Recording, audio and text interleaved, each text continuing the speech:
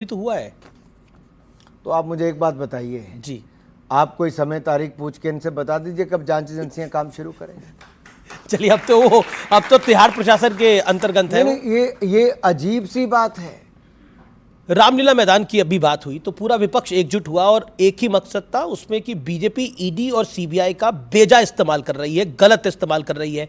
ये सवाल चुनावी मौसम में इसलिए पूछना जरूरी हो जाता है कि हमारा देश, एक मुल्क जो है वो एक हेल्दी लोकतंत्र है, लेकिन अगर एजेंसीज ऑपोजिशन के पीछे जाएंगी तो निष्पक्ष चुनाव कैसे होगा, ये सवाल खड़ा होता है। और ये सारे सवाल मैं सिर्फ नहीं पूछ रहा, ये सवाल कई विदेशी देशों ने भी पूछे हैं, खासतौर पर अरविंद केजरीवाल की अरेस्ट के बाद। देखिए, अगर अरविंद केजरीवाल जी की अरेस्ट पे कोई पाकिस्तान का पत्रकार जाकर विदेश में गुहार लगाएगा तो मुझे बताने की जरूरत नहीं, आप समझ सकते हैं कि इसके तार कहां कहां जुड़े हुए हैं। अगर पंजाब के चुनावों में आतंकवादी संगठन खुले में इनका समर्थन करने आते हैं तो आपने समझ सकते हैं आम आदमी पार्टी के तार कहां जुड़े। विदेश में रहने वाले जो पंजाब को खालिस्तान बनाना चाहते हैं वो कहते हैं हमने इतने 100 करोड़ की फंडिंग इनकी कर दी, तो आप समझ सकते हैं इनके तार कहां जुड़े हैं। इस पे इनको सफाई देनी चाहिए कि आखिरकार ऐसी स्थिति क्यों है कि देश में इनको समर्थन कम मिल रहा है, लेकिन जो विदेशी ताकतें हैं वो हिंदुस्तान के लोकतंत्र को और हल्का करने के लिए ऐसी बयानबाजी कर रहे हैं। आज हमें दुनिया से नसीहत लेने की ज़रूरत नहीं है।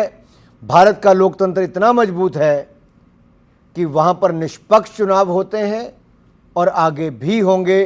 ये दुनिया का सबसे बड़ा लोकतंत्र है और सबसे मजबूत लोकतंत्र है। लेकिन विपक्ष तो ये भी आरोप लगाता है कि ईडी सीबीआई का इस्तेमाल करके बीजेपी चंदा वसूलने का काम कर रही है। बिल्कुल भी नहीं, बिल्कुल झूठे आरोप है। हमारी 18 राज्यों में सरकार, देश में 300 ज़्यादा एमपी हमारे लोकसभा में, 100 के लगभग एमपी हमारे राज्यसभा में, 400 सीटों वाली पार्टी के पास और 18 राज्यों में सरकार के पास मात्र 6,500 करोड़ रुपए का चंदा आया। तृणमूल पार्टी एक राज्य में 1,600 करोड़, कांग्रेस की दो राज्यों में सरकारें छोटे छोटे में, और उसमें भी उनके पास 1,400-1,500 करोड़ का चंदा ज्यादा है। आप इस पे मुझे गुणा भाग करके लेकिन ये जो इलेक्टोरल बॉन्ड है, इसको लेकर एक सवाल है कि क्या इलेक्टोरल बॉन्ड का डाटा सामने आने से बीजेपी फंस गई है? ऐसा बार बार जो आरोप लगाया जा रहा है, इस पर आज आप क्या कहना चाहते हैं? मैं इस पे कहूंगा, ये भारतीय जनता पार्टी है जिसने पारदर्शिता चुनावों की फंडिंग में लेकर आए। बिल्कुल जी। क्या 2014 से पहले देश में चुनाव नहीं हुए? बिल्कुल हुए। चुनावी फंडिंग हुई। क्या आप मुझे एक भी चुनाव की फंडिंग की जानकारी दे सकते हो? नहीं दे सकते आप, है ही नहीं अवेलेबल तो कहां से? क्योंकि अगर किसी को 100 करोड़ रुपया दिया, उनमें से अगर उस नेता ने अपनी पार्टी के नाम पे 10 करोड़ जमा कराए, 90 करोड़ घर ले गया, तो आपको क्या पता होगा? लेकिन कोई चेक से तो आया नहीं। लेकिन कोर्ट ने तो फिर भी नहीं, मैं फैसला दे दिया। आप अमित जी, वो आपके पास जानकारी नहीं आएगी कितना पैसा आज तक आया। बिल्कुल नहीं आएगी। लेकिन इलेक्टोरल बॉन्ड आए तो जितना पैसा आया वो पार्टी के नाम पे आया, व्यक्ति के नाम पे नहीं आया। पहली बात तो पारदर्शिता आई। दूसरा, आपको जानकारी प्राप्त हो पाई जो मिला। जिस कंपनी ने वो पैसा दिया उसको भी टैक्स का बेनिफिट मिला और राजनीतिक दलों को भी अपने खाते मेंटेन करने पड़े। लेकिन कांग्रेस पार्टी ने अपने खाते मेंटेन नहीं किए। 2,000 रुपये से ज़्यादा का नकद चंदा जब आप इकट्ठा करते हो तो आप उसको जानकारी लेनी पड़ती है किसने दिया।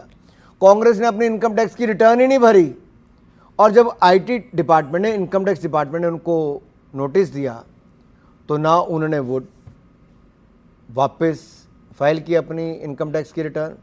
एपेलेट ट्रिब्यूनल गए, वहाँ पे केस हारे। ये कोर्ट गए, वहाँ पर हारे। क्या कांग्रेस के लिए कानून अलग से बनाते हैं? कांग्रेस कहते हैं हमारे पास तो पैसे ही नहीं है, हमारे अकाउंट फ्रीज करा दिए, हालांकि लीन करे थे वो अकाउंट, लेकिन वो तो कहते हैं हमारे पास पैसे ही नहीं है, हमारे पास कुछ है ही नहीं। कांग्रेस तो लगातार परेशान है। इसी में उत्तर बचा है जी। जो मैंने पहले कहा कि अगर 100 करोड़ चंदा आया तो पार्टी के नाम पे कितना है और परिवार को कितना गया। तो कांग्रेस पार्टी में नहीं होगा, परिवार के पास कितना है ये तो अमूमन कहा जाता है, ये बात नॉर्मली हम टेलीविजन स्क्रीन पे नहीं बोलते, लेकिन कहा जाता है कि कांग्रेस जो है वो उसके नेता अमीर है, पार्टी गरीब है। बीजेपी पार्टी अमीर है लेकिन नेता गरीब है। देखिए, हम लोग कोई राजनीति में पैसा कमाने नहीं आए। राजनीति आपके लिए एक अवसर है कि आप सत्ता में जब आओ तो सेवा कर सको, प्रधानमंत्री जी ने प्रधान सेवक के रूप में काम किया और हमें गर्व इस बात का है कि आज देश को एक ऐसा प्रधानमंत्री मिला है जिसने 23 साल सीएम और पीएम के पद पर रहते हुए एक दिन की छुट्टी भी नहीं ली, एक दिन का अवकाश भी नहीं लिया।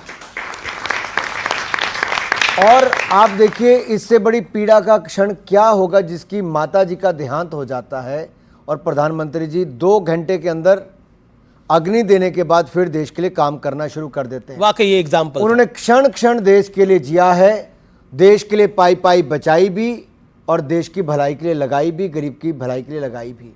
ऐसा व्यक्ति कई सदियों में नेता ऐसा मिलता है, ये देश का सौभाग्य है। आज देश को नरेंद्र मोदी जी के रूप में एक प्रधानमंत्री मिला है। जी, when you analyse Rahul Gandhi as a politician, as a human being, what is your take? आपका व्यू क्या है? मैं जब भी देखता हूं मेरे चेहरे पे मुस्कुराहट आ जाती है।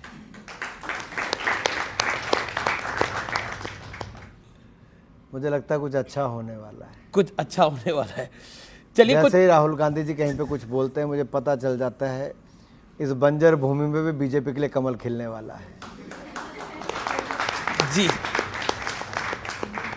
एक और सवाल है, फिर मैं आगे सवाल बढ़ाता हूं। क्या सवाल है आपका? आप तो फिटनेस की एडवाइस लीजिए अनुराग जी से। जी सर, सबसे पहले तो मैं आपका बहुत बहुत धन्यवाद करना चाहूँगा कि आपके ministry of information and broadcasting के कोई ऐसे कड़े नियम नहीं है जहां आज देश का युवा और छात्र अपना यूट्यूब चैनल चलाकर पत्रकारिता कर सकता है, बड़े बड़े सोशल मीडिया प्लेटफॉर्म अपने खुद बना सकता है। और अब तो आरएनआई की प्रक्रिया भी आसान हो गई, अपना अखबार भी आजकल युवा अपना चला सकता है। तो ये तो मेरा धन्यवाद था। और सवाल ये है, आपसे हर जगह कई जगह पूछा भी जाता है कि अगर बीजेपी आपको सीएम बनाना चाहेगी तो आप बनना चाहेंगे, पसंद करेंगे या नहीं? और कई बुद्धिजीवियों का ये भी मानना है कि बीजेपी की सरकार जिस राज्य में आती है तो वहाँ पर सीएम वही बनता है जिसको संघ चाहता है। इस पर आपकी क्या मानना है? देखिए, मैं 2 बातें कर दूं कि राष्ट्रीय स्वयंसेवक संघ का कहीं पे भी हस्तक्षेप बीजेपी के राजनीतिक निर्णयों में बिल्कुल नहीं होता है। जहां दूसरी ओर मेरी बात है, मैंने कभी ये भी नहीं चाहा था कि मैं राजनीति में आऊं, लेकिन जब मुझे अवसर मिला आने का तब मैंने कभी पीछे मुड़ के नहीं देखा, मेहनत की है।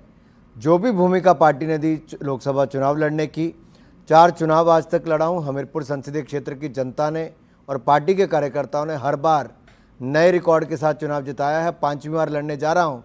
मुझे पूर्ण विश्वास है अब की बार 5 लाख पार करके ही आएंगे। लेकिन जहाँ तक आपने सीएम वाला सवाल पूछा, ये सवाल मेरे पास कई बार अमीश भाई सामने आता है। राजनीति में केवल पद से ही सब कुछ नहीं होता। और आप जैसे युवाओं के बीच में इसलिए बात को विस्तार में बता रहा हूँ, कई बार बाहर से राजनीति बहुत आसान दिखती है, उतनी आसान है नहीं।